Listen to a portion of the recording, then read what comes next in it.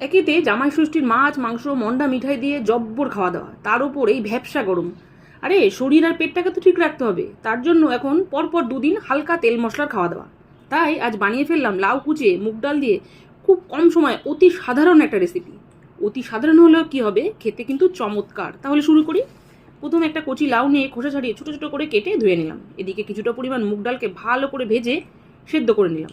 সেদ্ধটা কিন্তু আধ ভাঙা করে করতে হবে।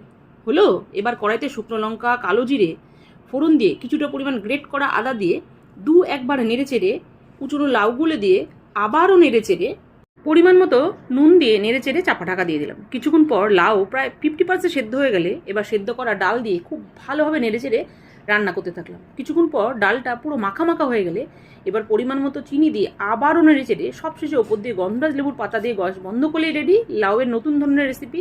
বন্ধুরা, তোমরা চাইলে কিন্তু ধনে পাতাও দিতে পারো। যাদের বাড়িতে শনি মঙ্গলবার আসলে নিরামিষ কী বানাবো করতে থাকেন, তারাও কিন্তু এই রেসিপিটা ওই শনি মঙ্গলবারের দিনে সহজেই বানাতে পারেন।